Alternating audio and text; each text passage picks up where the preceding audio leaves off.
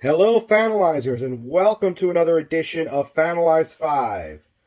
This is week 11 in the National Football League, and remember to download the Fanalize app today to be up to date on all your sports betting needs. Now, let's start it off. We're going to start it off with the Buffalo Bills that are struggling. 2 straight losses, and they are getting slammed up in Buffalo with snow, so they have moved this game between the Browns and the Buffalo Bills to Ford Field in Detroit. Devin Singletary would have been lost in the snow. He's less than 6 feet tall, so it's a good thing that they moved it over there. He's going to score a touchdown over there in Detroit.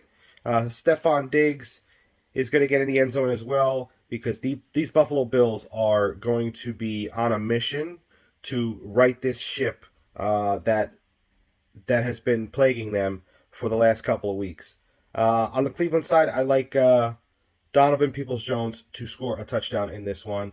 And Brissett is going to try to make it a little bit of a competition for when Watson comes back in a couple of weeks. So he might actually show up a little bit. And speaking of Detroit, the Detroit Lions visit MetLife Stadium and take on the New York Giants. Detroit Lions have not been able to stop anyone. This is not going to, and they're not going to stop Saquon Barkley in this one. Saquon's going to score a touchdown. Now, the way I like to play this, he is a negative 200 on an anytime touchdown, or you can do an anytime touchdown and the Giants to win for plus 120 on DraftKings, and that's the route I would go because I think that the Giants win this game. Saquon also has a rushing prop of 99.5 rushing yards, and like I said, I don't think anyone's stopping him. He's going over 100 again, and he's going to be the RB1 in rushing yards by the end of the week. Jamal Williams on the other side, I liked him to go over 57.5 rushing yards. He has done this in 5 of 9 games, and the Giants are also prone to big gash runs throughout their defense.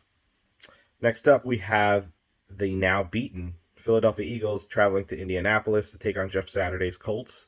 Jeff Saturday had that nice win over the Raiders last week, but I think Philly rights the ship and they get back in the win column. However, I got Jonathan Taylor. He's back. He's going to go over 85.5 rushing yards in this one. Miles Sanders is going to go over 63.5, and I think Philly keeps Michael Pittman down, and he goes under 60.5 receiving yards in this one. Next up, we're going to have Chicago and Justin Fields visiting at Atlanta. David Montgomery is going to have a field day. No Khalil Herbert to contend with. He's going to go over 61.5 rushing yards. Kyle Pitts is going to be going over 36.5 receiving yards. He's had a healthy target share, and I think against the Bears is when his he's going to have a more than successful day in this one. And then I'm going to ride the Kmet train again on Chicago. Anytime touchdown. He's been hot, and until he's proven otherwise, well, I guess we can keep going to that well. And then next up, we have the Los Angeles Rams without Cooper Kupp taking on the New Orleans Saints.